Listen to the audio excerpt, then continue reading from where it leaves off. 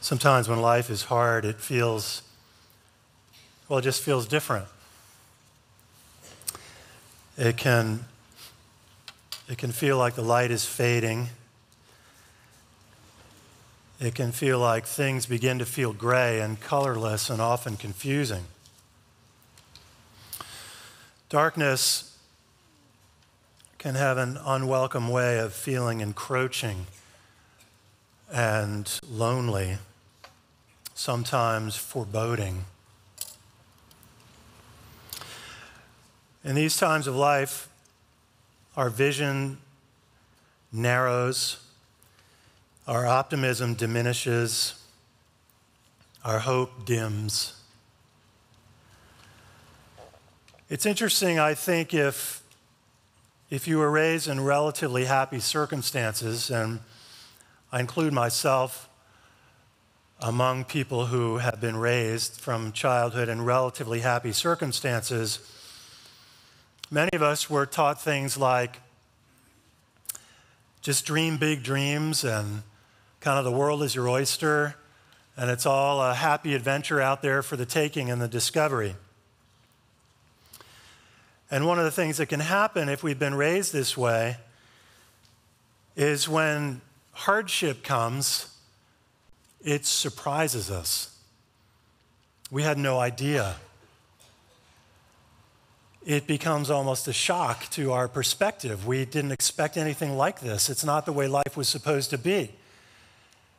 If we were raised with relatively happy circumstances, it's supposed to be a happy journey of dreaming dreams and seeing them come true. But all of us experience hardship at some time. For some, hardship will enter into our lives earlier than others. But if you're fortunate to be raised in pretty happy circumstances, it could be your 20s, maybe your 30s, maybe even your 40s before something so difficult happens that it creates a kind of crisis in your life. Grief and loss that come with the death of someone you love can feel dark. Financial pressure, pressing in on all sides, making you feel helpless and without solutions or answers, can feel dark. Depression can certainly feel dark. A failed or lost relationship can feel dark. Serious illness and its threatening voices can feel dark.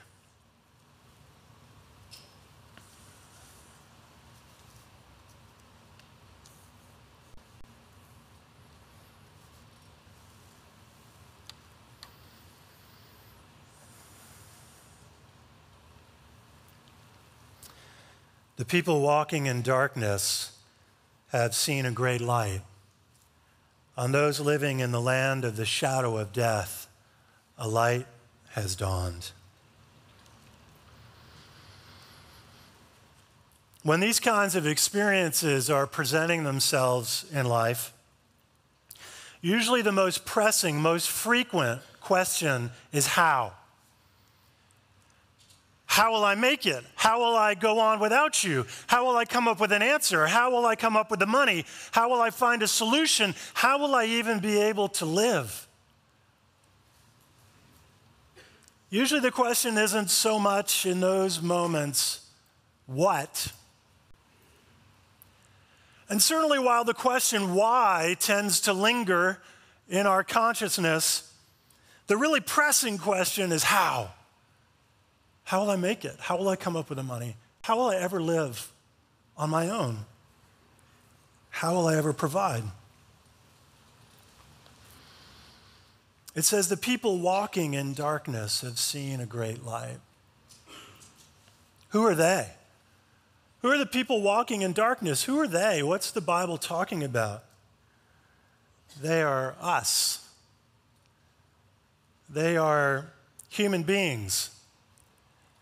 Anybody that's lived on the earth at any time in history. That's who this is talking about. The people walking in darkness have seen a great light. That's us. That's our lives. That's our experiences. That's our stories. You see, theology without humanity would be meaningless to us. I mean, because we're living our lives, we're navigating our stories, we're trying to find our way through the vicissitudes and the challenges. If theology had no integration, no connection or care with humanity, in many respects, all that theology, it'd be meaningless to us. You see, because our lives are the lives that we're living, that we're trying to find our way. If theology doesn't have any connection with humanity, with us, with our stories, well, then it would just seem like a lot of empty noise and words. It would be meaningless to us. It would almost be like a weather forecast for a section out in the open ocean where there are no people, where there were no boats of any size. We don't get those weather. If we're not going to be sailing there, we're not going to be there. Well, the weather happens there, but it doesn't matter to us if there's no humanity there, if there's no experience of it there. The weather that matters to us is the weather that, whether it's a beautiful day or stormy, threatening weather. You see, it's only the weather that integrates with humanity that has much meaning to us. And similarly, theology without humanity, it would be meaningless to us. So the people walking in darkness, who's that? It's us. It says, those living in the land of the shadow of death. Who's that? That too is us.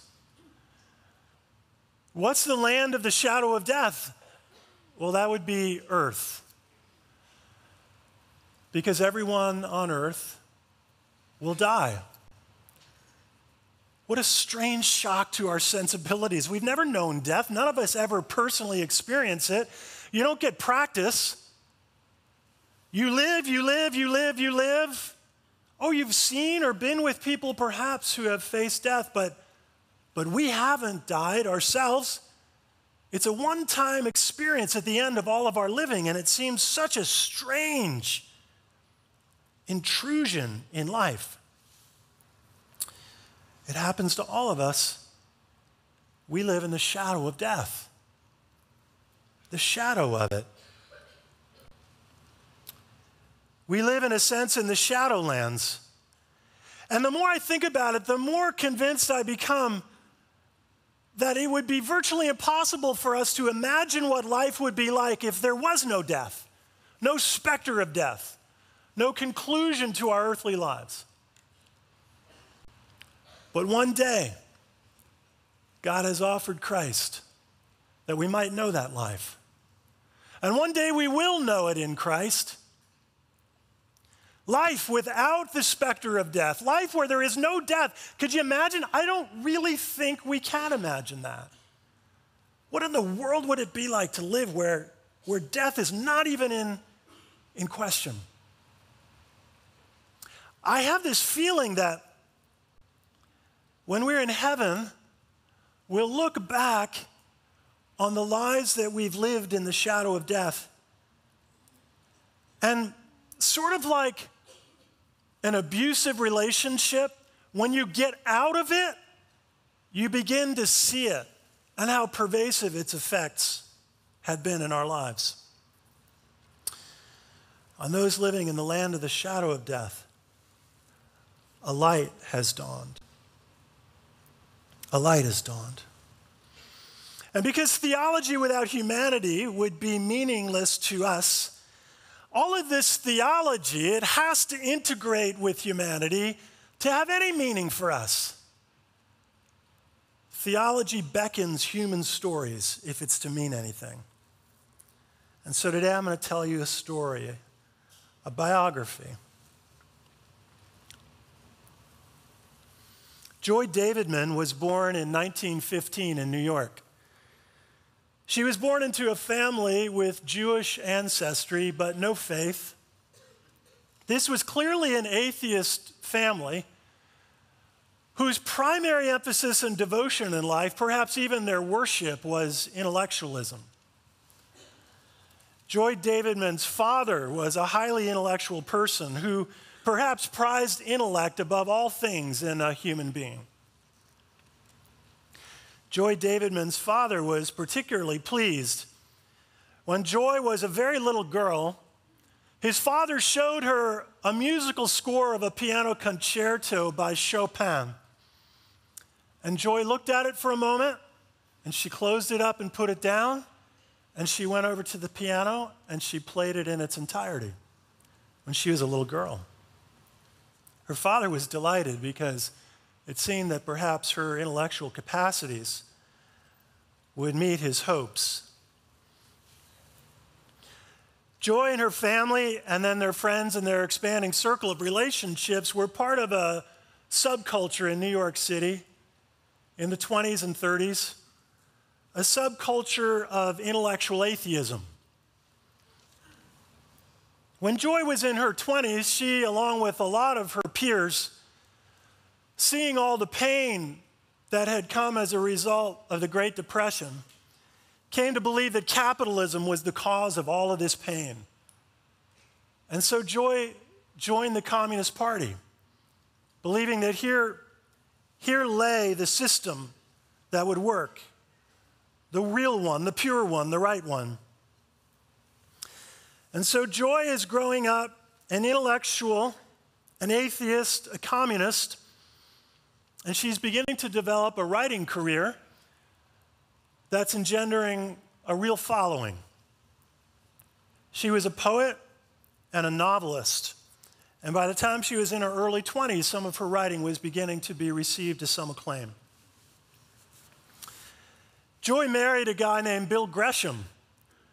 Bill was an attractive young guy who was in this circle of relationships in this New York subculture in the 20s and the 30s. Unfortunately, after she married Bill, she came to learn that he was an alcoholic adulterer. Bill was gone from the home many nights, and those nights of his absence bore a brutal painfulness to Joy. The sense of being alone, but the greater sense of being rejected and being apparently insufficient for the man that she had married.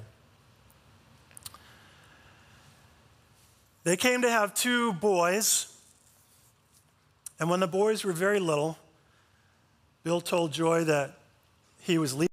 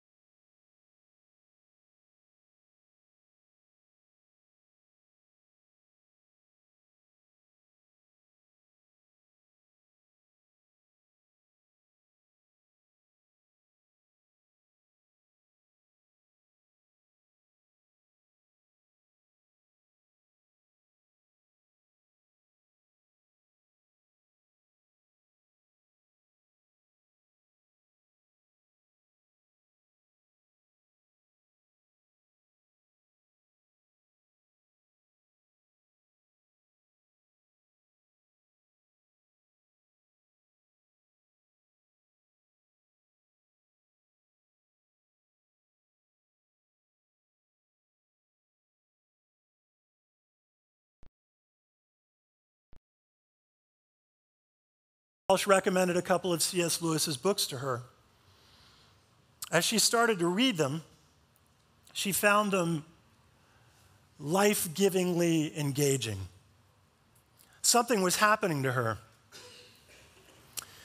The problem was she felt like a third-party observer of her own life, and she could not believe the person that she was, raised as she was, in the circles of friends and influences and intelligentsia, New York's intellectual intelligentsia elite. She hoped nobody heard that she was exploring religion. Then one day, talking with Chad Walsh, he asked her if she had read the Gospels. She said no, and he encouraged her to give it a try. So Joy Gresham began reading the Gospels, feeling that she was scraping for scraps. And when she read the Gospels, something happened to her. She began to see this man, Jesus. And she says in her memoirs, I realized it was him. I was now discovering the person in the room that night. She goes on to say that to a person who is not a believer, she knows that this would sound inane, incredulous, impossible. She says, but I wonder and I imagine to a person who does know him, if this might make some sense. She read a poem called The Hound of Heaven by Francis Thompson. It's a lengthy poem, and it uses the metaphor that God is a pursuing hound that is seeking out any person who is wanting to know him and respond to him. The poem was very significant to her. You see, theology, it needs humanity to have meaning for us. And so she and Chad Walsh continued to talk about things and talk about C.S. Lewis's writings, and Chad Walsh encouraged her to write a letter to C.S. Lewis. And so she did. Meantime, she had a first cousin named Renee. Renee was part of the New York subculture, and she too was married to an abusive alcoholic. Because Renee's life with her small children became so untenable, Renee sought solace and reached out to Joy and to Bill, asking them for help. Their own life in a mess, they felt that they had no choice but to try to provide a safe haven for Renee. So Renee and her children came to live with them, Bill being present occasionally. But now the two women at least had the ability to try to help each other a little bit in caring for the children. But Joy was quickly running out of money and running out of hope. She wrote a letter to C.S. Lewis 2 years after Chad Walsh recommended that she do it. It took her that long to garner the courage to write to him. Lewis received the letter, and in his own memoirs, he recorded, on that particular day, I received a remarkable letter from an American woman. She was describing to him her spiritual journey and seeking. Her background and her journey synced up with Lewis's own intellectual pursuit of God. They began a correspondence, and the correspondence began to grow in its communication. At that time, she was nearly finished with a novel that she was writing, and with the help of her parents, she went to London for a period of time to be away, to focus, and to finish the novel. When she was in London, she did meet Lewis, and they had lunch together a few times, and a friendship grew. But it was innocent enough. And then she received a letter from Bill. Bill had described to her that he had now fallen in love with Renee, and that he intended to make his future with her, and he was inviting Joy to come back and live with them as a way to provide for her. Well, if that sounds kind of incredulous to you, it sounded incredulous to Joy as well. And she realized she needed to go home to try to make some sense of how messy things had become. When she got home, Bill informed her that he was divorcing her for abandonment, for having gone to England and leaving the children. And so they were divorced, and now Joy was alone in a whole new way. Her correspondence with C.S. Lewis continued. Now she was a divorced woman with her children, an outsider in her own home. And Lewis invited her to come to England. He invited her to come to London, and he would provide an apartment for her in London, and she and the boys could live there. Apparently, C.S. Lewis helped a lot of people who were in financial straits and seasons of life that seemed hopeless. So she brought the boys, now divorced, to London. She lived there for about 2 years, and her relationship with Lewis grew deeper. It's described as a very rich but platonic friendship. And then she was informed that her visa would not be renewed because the British government had looked into her background, and upon finding that she had had a prior affiliation with the Communist Party, they were not going to renew her visa. So now she was going to have to go home. No provision, no viable means of supporting herself or the boys. And so Lewis pleaded for some way around it from the British government and immigration, and they wouldn't do it. So because he felt for her so much in her destitution, really as a matter of pragmatism, he decided to ask her to marry him so she could stay in England. And so they were married. They were married by a magistrate, not in the church, and this enabled her to stay in England. This is the message we have heard from him and declare to you. God is light. In him there is no darkness at all. Lewis married Joy,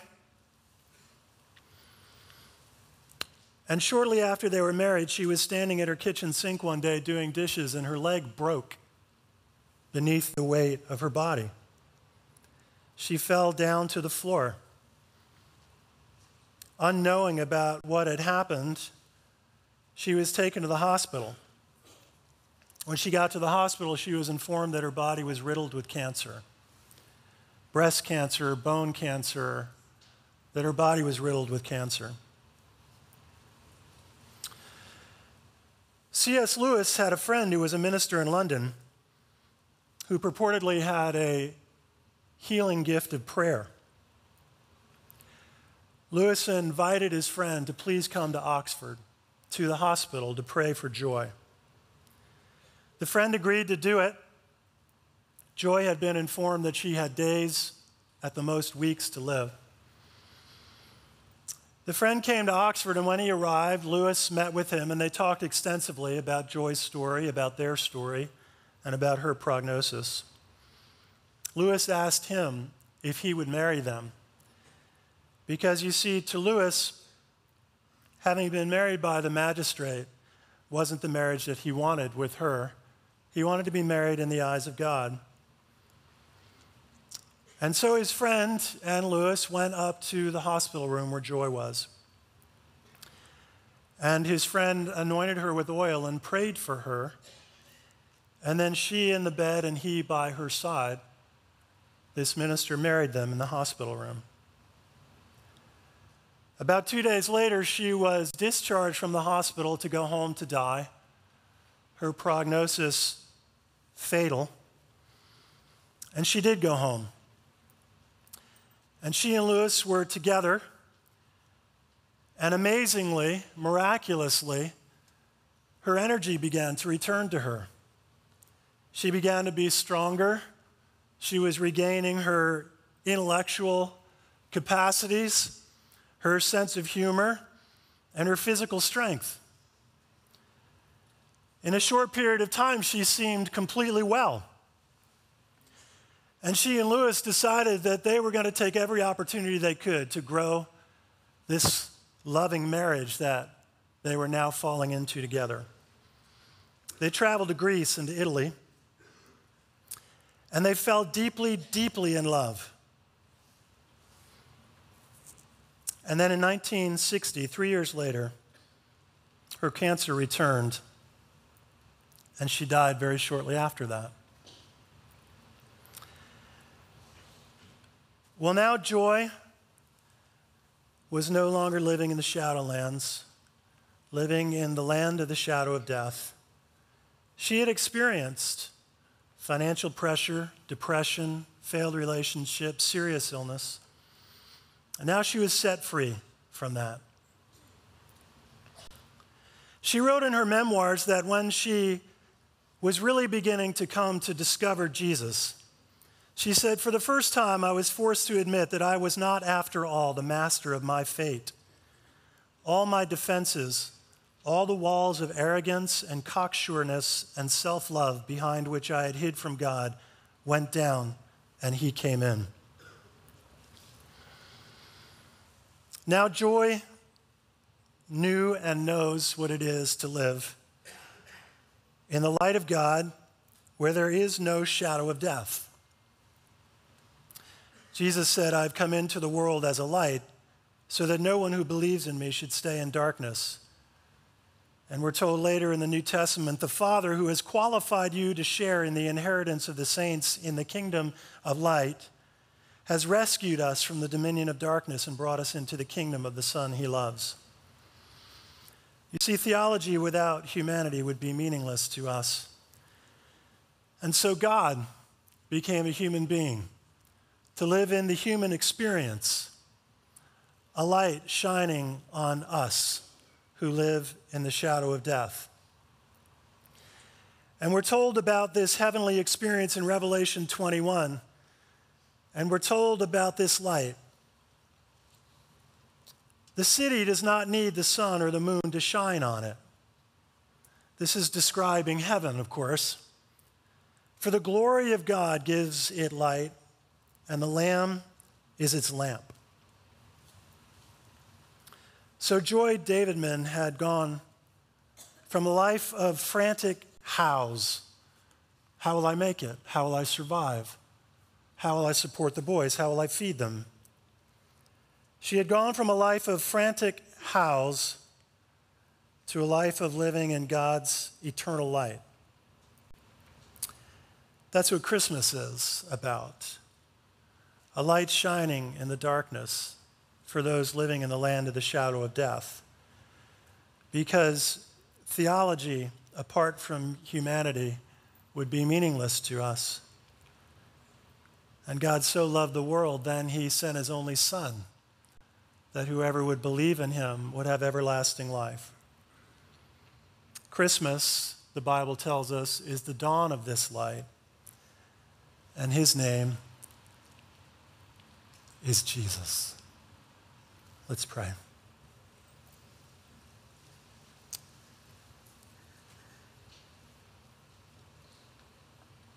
Father, how could we ever understand it? We sort of kind of get it, but the enormity of this, God becoming a human, a baby who is a king, a stable which is a palace, none of the categories work for us, Lord.